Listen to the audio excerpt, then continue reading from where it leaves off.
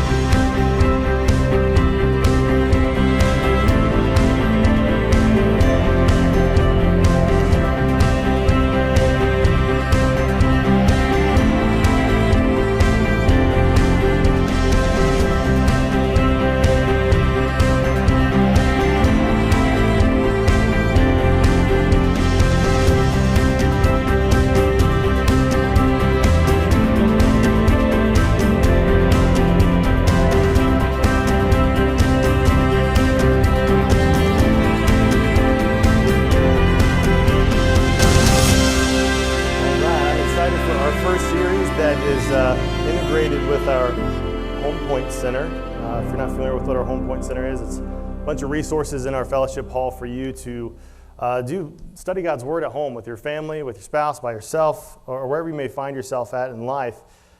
Different resources. Everything's free out there, so grab whatever you want out there. But today we're going to be giving you some resources towards the end of the service as well. I don't know about you, but that video is somewhat convicting to me, and I'll share why here in a little bit. But technology has changed quite a bit. You think about it, 10 years ago, there were no smartphones, right? I thought I had arrived when I had a flip phone that had a color screen. Anybody else with me? Bust that baby out.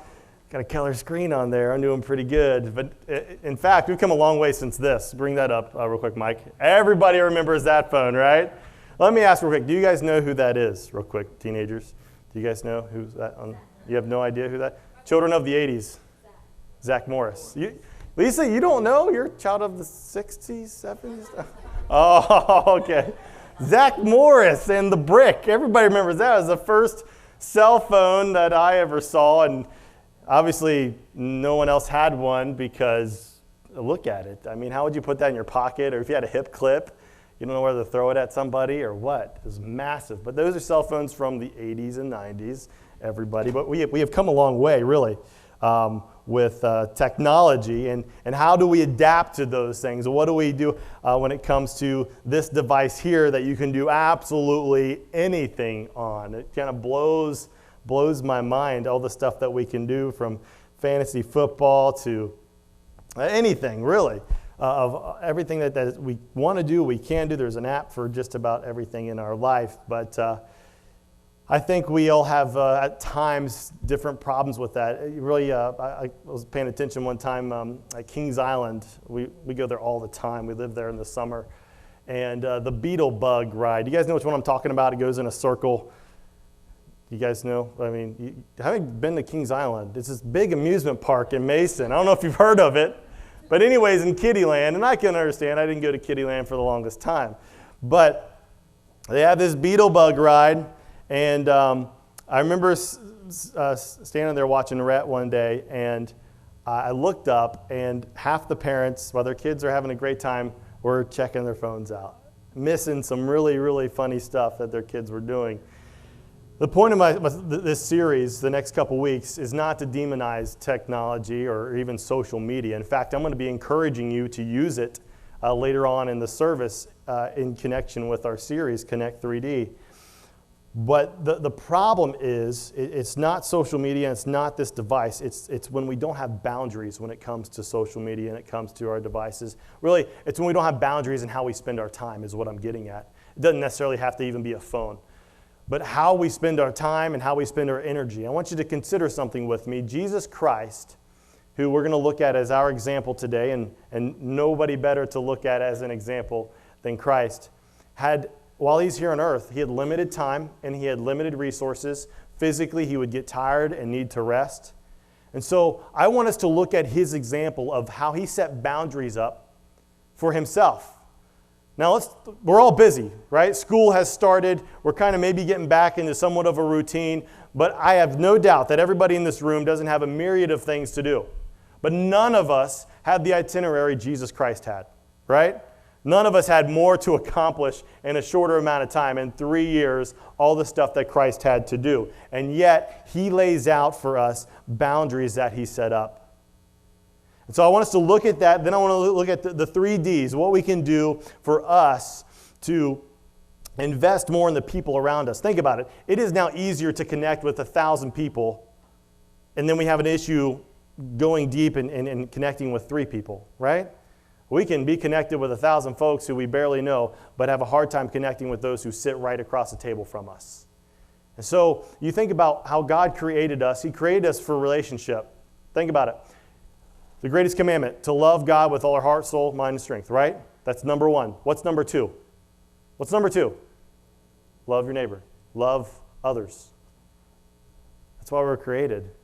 Love God, love others. So let's look at the example that Christ set for us and how to deal with boundaries and how we should invest ourselves, because again, your resources are limited just like mine, how we should invest ourselves in other people. We're going to be in Luke chapter 4 this morning. And let me give you a little backstory here of what's going on. Jesus has already been baptized at this point.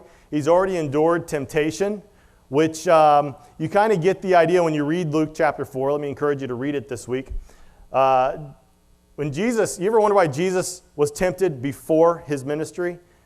I heard one pastor preaching on this, and he talked about it this way. He said, before a king can show that he can rule others, he must first show that he can rule himself. And Jesus gives us a great example in his temptation when it comes to boundaries, of being able to control himself and leave us an example of how to endure temptation. But he starts his ministry and he's healing everybody. Look at verse 40. Now when the sun was setting, all they that had any sick with different diseases brought them up, and he laid his hands on every one of them and healed them. Let's just stop right there for a second. This is, verse 40, it's no joke here. You know, you get a Benny Hinn type, and he's smacking everybody in the head and curing them of their different issues, but a week later they've got the same exact issues, right? They've not been healed. Furthermore, Benny Hinn should probably spend more time at hospitals than at crusades, but don't get me started on that guy. Jesus goes into town, and keep in mind, there's no hospitals at this point. You get sick, they might have some home remedies maybe to help you out, but there's no hospitals. And so if you get an ailment to where you're unable to work, there's also no social welfare to help you out. You become a beggar, essentially. So some people who started off in their life and everything was going great maybe got injured on the job, and that changed their life dramatically. So when Jesus starts coming to these towns, he heals everyone. Now, I know we only hear about some of them in the Gospels. John records that Jesus did more than anyone could ever have written. Jesus essentially, during his ministry, wipes out sickness in his area. There is no one sick. You think about a guy like that showing up. I mean, we have great hospitals, but they can't cure everything. Someone comes up, walks down to a university hospital, heals every single person. The hospital goes out of business. I mean, that would make waves. Jesus shows up to town and he's healing everybody, and this is starting to blow people's minds. Furthermore, he starts teaching, and they said no one ever talked like this either. They don't quite yet know who he is, but they're blown away by this. Verse 41, the devils also came out of many, crying out, saying, "Thou art Christ, the Son of God." And he, rebuking them, suffered them not to speak, for they knew that he was Christ. And when it was day, he departed and went into a desert place, and the people sought him, and came unto him, and stayed him, that he should not depart from them. And he said unto them, I must preach the kingdom of God to other cities also, for therefore am I sent. And he preached in the synagogues of Galilee. First of all, the people at this point don't even know Jesus is the Christ, but the devils do. He is casting them out of people, and they are saying he is God, which he tells them, you don't talk about that yet. Why exactly did Jesus do this? He had his own timeline of why he was doing certain things. It wasn't time for that. In certain cities, they wanted to make Jesus a king right away. And what does he do? He gets away from them. It's not time for that. But I want you to notice something. Jesus is doing all of these incredible things, but when you get to verse 42, he departs and gets away from everybody. Furthermore, he leaves that entire region, that city. The people beg him, stay with us, don't go. I mean, if this was happening in your village, around your family, you wouldn't want them to go either. Would it have been good for Jesus to stay? Well, of course it would have been good. But he says no to something that's good because he must be about his Father's business. There's a couple things we can grab from here real quick. 1, verse 42, Jesus, the busiest person to ever walk the face of the earth, says no to a good thing. He could have spent all of his time there with all these people. He says, no, I can't be with you right now. I've got to go by myself and be with my Father. There are times you need to set boundaries to say no to good things because you need to spend more time with God. Whether that's saying no to your phone or no to people, you need to say no and spend more time with your Heavenly Father. This is exactly what Jesus does. He's got throngs of people wanting to be with him, and he departs. You see this all the time in his ministry. He goes off by himself to pray. There needs to be boundaries. At some point, Jesus says, I can't do this anymore. I've got to go be with my Father. Furthermore, the people want him to stay where he's at. He says no to these people. I cannot stay. I've got to go to these other cities and preach. He says no to good things so he can focus on other things. See, we often think of boundaries always keeping us from bad stuff. And that's good. It's true. But also, boundaries need to be set when we say no to good stuff. And we give you a technology comparison. You don't always have to answer your text message right away. Right? When you're talking to someone who's in the flesh right in front of you and this thing buzzes and you're like, hold on 1 second. It grabs our attention. It consumes our mind. You know it even happens when you're driving, right? You hear that buzz. We're not supposed to text when we drive. That's crazy. And we're drawn to it almost. You see, what boundaries do is they allow us to channel our time, our energy, our efforts, instead of them just being all over the place and spread out thin. Some of you feel spread thin because you have no boundaries. You spread like you're in a million different directions because you have set up no safeguards for yourself. You say yes to everything and don't say no to anything. That's why you feel spread thin. Jesus says no to good stuff. Why? Because his time is limited. His resources at this point are limited. His health, think about it. He got tired. He couldn't be everywhere all the time during his earthly ministry. You need to look at your life and think, where do I need to set up some safeguards and some boundaries for myself? Furthermore, we see what Jesus does and how he goes deeper in certain relationships than he does with other people. Let me give you an example in Luke chapter 9. It came to pass, about 8 days after these sayings, he took Peter and John and James and went up into a mountain to pray. Let's just stop there for a second. Jesus is doing what he normally does. He goes off in seclusion, but this time he picks 3 guys, Peter, James, and John. Now let me just give you a mental picture here. Often we think of these 3 men as these old, straggly guys with big gray beards, and they're wandering up a mountain. Let's see what Jesus is doing. These are younger guys, probably. Some believe John was 17 when he started in the ministry with the Lord. These are guys in their early 20s, maybe mid-20s. They're following Jesus, and Jesus, how many disciples does Jesus have with him, close with him? 12. But he picks these 3 guys. He says, let's go up to the mountain. We're going to pray. Okay. Jesus does this all the time. Let's follow Jesus. And as he prayed, verse 29, the fashion of his countenance was altered, and his raiment was white and glistering. And behold, there walked with him 2 men, Moses and Elijah, who appeared in glory and spake of his decease which he should accomplish at Jerusalem. Just picture this for a second. Jesus didn't bring everybody with him. He brings 3 guys. He wants to experience something that no one else is going to get to experience.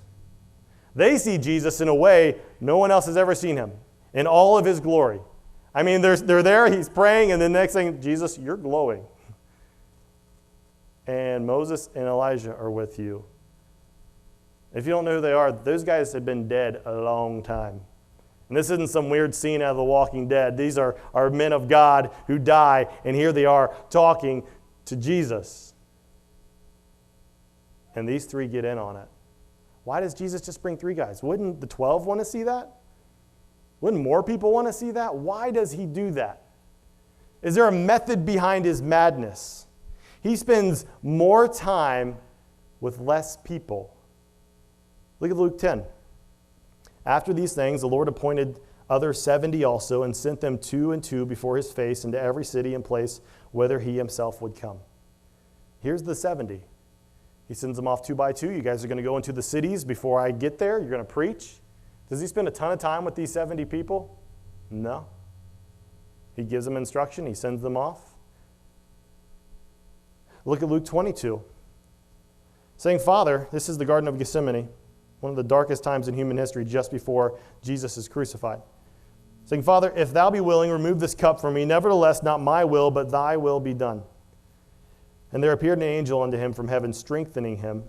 And being in agony, he prayed more earnestly, and sweat, as it were, great drops of blood falling down to the ground. He spends more time with the 12 than he does the 70. He spends more time with the 3 than he does the 12. In fact, the 3 get to see Jesus at the highest of points in all of his glory, shining, talking to Moses and Elijah. And when they wake up, because they fell asleep in the garden, they see Jesus at the low. So what is Jesus pointing out to us? Maybe instead of spreading ourselves thin in so many fringe relationships, we should spend more time with the people that are right in front of us. Instead of trying to connect with 1,000 people, spend more effort and time connecting with 4 or 5 people. Again, I'm not demonizing social media. In fact, like I said, I'm going to ask you to use it. But if you don't have boundaries set up in your life, it's incredibly unhealthy. I heard this quote, and it makes sense to me. It said, the only difference between a swamp and a river is a boundary.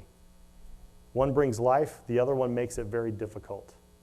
The only difference between a swamp and a river is a boundary. One brings life, the other one makes life very, very difficult. If we don't have boundaries set up with how we spend our time and our resources, how we deal with technology and social media. If we don't have boundaries, you're going to spread yourself thin and make life a little more difficult.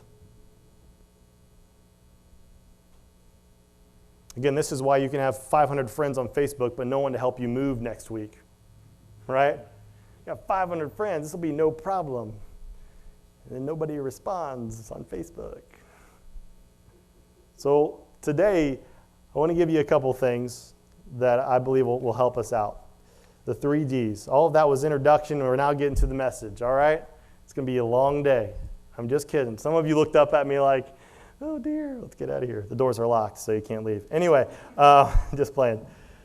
We give you the 3 Ds for us setting boundaries up for ourselves, for us being deeper in our relationships with those who are right in front of us. Number 1 is to disconnect to connect.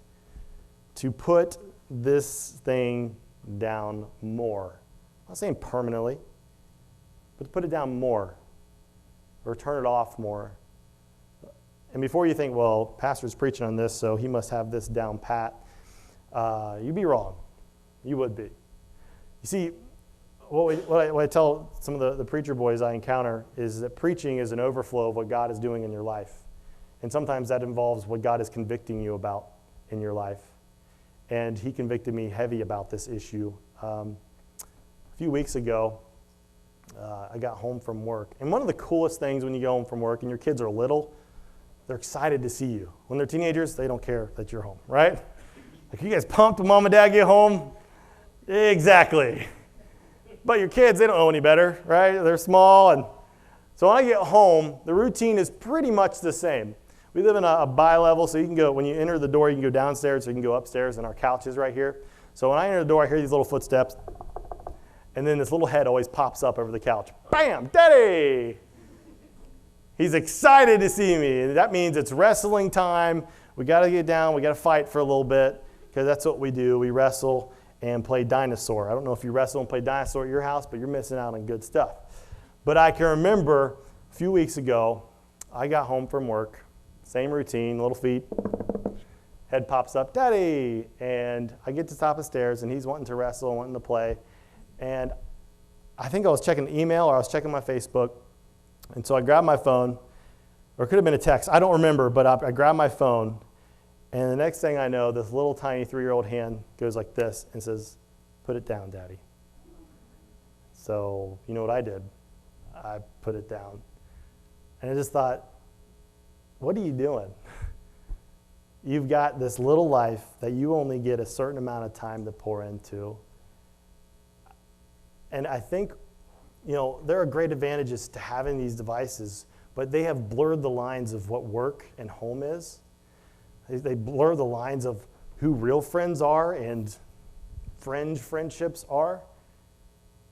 And these little things, they call for our time and for our attention. And if we're not careful, if we don't have boundaries, they will distract us from those who we need to invest in the most. I just can remember standing there thinking, you got to do a better job at this. And again, I'm not perfect at this. This is a struggle. This is a fight continually for myself. But I want to do better at that. I read this stat, and I couldn't believe it because I know what some of the adults might be thinking, well, kids spend a lot of time with a screen in front of their face. There's a couple reasons for that. One, kids imitate what they learn. So if you want your kids to put the screen down a lot more, it means you need to put your phone down a lot more, right? But this stat said that adults, on average, a day, spend 9 hours in front of some type of screen. Some type of screen. Whether their phone, their TV, whatever, they spend 9 hours. Kids and teenagers spend 11 hours on any given day in front of some type of screen. We need to disconnect to connect with those that are right around us. And this isn't just at home, but even people at work. We can spend our breaks checking our Facebook status and so many other things when there are people God has placed around us that he wants us to be Christ to. I mean, let's face it. He has you where he has you for a reason. It is no accident. And we are to be Christ in all facets, in all aspects of our life. And so sometimes we need to put boundaries in where we put this down. And then, of course, use it at times. Who isn't going to use this? We ask you to check in on Facebook when you get to church. But just having boundaries set up. At times we need to turn this off. Number 2, to deepen internal values. To deepen internal values. What do I mean by that? We have become very good in our society at ignoring the person that is right in front of us, haven't we? I don't know about you, but in that video, I have been the dad that is pushing his kid on a swing and checking stuff on my phone. Guilty as charged. Ignoring those who are right in front of us. We need to value the people in front of us more than the stuff we're looking at on our phone. How many times are you talking to someone and you get a text message and you stop your conversation to see what someone wants? And the message that we send when we do that is, they are more important than you are. So I don't mean it that way. I know you don't mean it that way, but that's the message that we send. This demands my attention more than you demand my attention right now. On an extreme case, what happens is reality itself gets blurred. Think about it.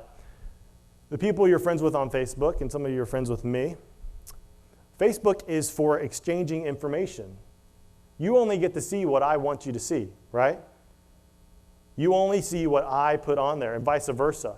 It is the exchanging of information. Sometimes that information is funny. Sometimes it's helpful. Again, you should post things about the persecuted church, about Christ, and what's going on in your family. It's neat to see what's going on in other people's families. I'm not against that whatsoever. But the point I am making is that we value sometimes fantasy more than we do reality, what is right in front of us. If you spend more time with your Facebook friends than you actually do with your family or your real friends that are, in the flesh, there might be an issue there. Let me take it to an extreme case. These phones can access absolutely anything. Pornography is a big one. What that does is it blurs the lines of what's fantasy and what's reality. If we don't set boundaries up for ourselves, we will value fantasy more than we do reality, meaning we will value stuff that isn't even real more than we value the people that we should be investing in spiritually. Think about this Josh Duggar guy. I don't watch the show, and we should pray for the guy, because that could be any of us, men or ladies. He ends up leading a double life, essentially, where he's talking about family values, but on the other side of the coin, he's having an affair and he's addicted to pornography. We often ask ourselves, how does someone who grew up in church, this guy knows who Jesus is, how do you get to a point where you're engrossed in something so deep? It's because you don't set any boundaries up for yourself. You don't say no to good things, you don't say no to bad things, you end up saying no, you don't say no to anything. So there needs to be a value system where we are valuing real people right around us more than anything else. Number 3, develop external boundaries. So disconnect to connect, deepen internal values, develop external boundaries. Maybe to sit down with your family and talk about times you will use your technology and times when you won't use your technology. Because let's be honest, our technology is here to stay. It's not going anywhere. It's how we adapt to that. When will I use it? When will I not use it? So there needs to be some conversations you need to have with your spouse, with your kids, with yourself. If you don't have a spouse or kids at this point, the reality is if we are not careful, we can be consumed by things that ultimately are going to distract us from things that should be important in our life. So before we pray and talk to the Lord about some of these issues, and if He's convicting you right now of your screen time, or He's convicting you about things that are going on in your life, we need to talk to Him about that. But we want to give you a couple resources real quick that are going to help you out. So if I have some guys pass those envelopes out by Mike, each family gets one. Just a couple guys would be great.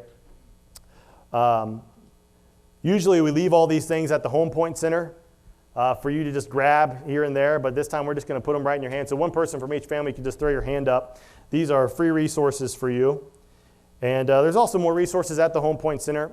Every family gets one. Doesn't matter. We got plenty. We want to make sure everybody gets a resource. But inside this packet, we've got a couple things that we hope will help kickstart some boundaries for you for your family time. One of them, you get this little table tent. What's table tent? Well, you put on your table, it says a tech-free zone, so when you're having dinner, no technology whatsoever. You can make the same rule for your car. You can have great conversations with your kids in the car. They can't go anywhere. You control the volume. They're stuck. So instead of throwing an iPad at them and trying to keep them occupied, have conversation. You have one-on-one time there. But on the back of your table tent, there are ideas for things to talk about. You say, well, Brent, I'm not very good at bringing subjects up. That's fine. We gave you some. Use them. Table tent. There's a little pamphlet in here that goes a little more deeper into the 3Ds. It'll take you 5 minutes to read this, and it could transform how your home operates with technology. I want you to check it out. All right? Little pamphlet there. We got a podcast. If you've got kids, it's about tech-savvy parenting. So it's about a half hour long or so. So I want you to listen to that podcast, parents and grandparents. And then we have what we call recipe cards. We have them on our Home Point Center. They're just different ideas to where you can incorporate godly things into every aspect of your life, because that's how it should be for us believers. So we've got some, this recipe card's about screen-free ideas. So we have a whole list of things you can do that don't involve a screen. That's always good. We also have a movie night discussion. And you can use regular movies to talk about godly things. We've given you kind of an outline on how to do that. This movie night is with the movie WALL-E. Anybody ever seen WALL-E? It's a pretty cool movie, I gotta say. So if you don't have it, rent it and have a movie night with your kids, and then bring up some biblical discussion with it. All of it's right there. Stuff for older, if you have older kids or teenagers, there's a date night. If you need a date night, haven't had one in a while, boom, right there. It's an idea to help you out. Stuff for younger kids, for parents, and then just some tips on before you buy some technology for your kids, some things to consider and to think about. Jesus set up boundaries. He was busier than all of us. He spent more time with less people, investing in them. I think that's a model we need to pay attention to as a church. And we want to encourage other people to do the same. Like I said, we're going to use technology in sharing the word about spending more time with our family. So we're going to have a hashtag for the next 3 weeks. This is how long our series is, 3 weeks. And when you get finished doing something with your family that doesn't involve a screen, put it on Facebook. Again, it's for transmitting information. I love seeing your pictures. So hashtag connected3D, and it could be you went for a walk or you did one of the recipe cards or whatever it might be. If it didn't involve a screen, hashtag it, put it on Twitter, Facebook, and just share that you're doing things that necessarily don't have to have a screen right in front of you. And I also say this, there are good resources that do involve screens when you're setting your boundaries up. You know, we do a Bible story with Rhett on YouVersion's Kids app. It's a wonderful app if you don't have it. So also maybe think about some of those boundaries of using this tool to teach your kids the Word of God. Like I said, our gospel project, there's apps to review with your kids. So I want you to be thinking and praying about these boundaries for your life. And I know I'm thinking and praying about the boundaries for my own. So let's go ahead and go to the Lord in prayer today. Make His praise glorious, glorious, glorious. Shout His name, glorious, glorious, glorious. To our God we lift up one more.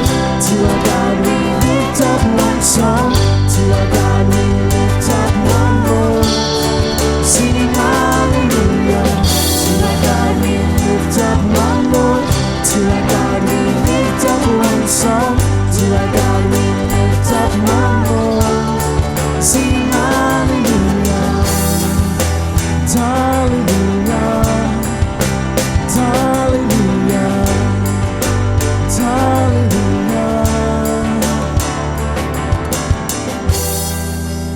Up from the ashes, your love has brought us out of the darkness and into the light.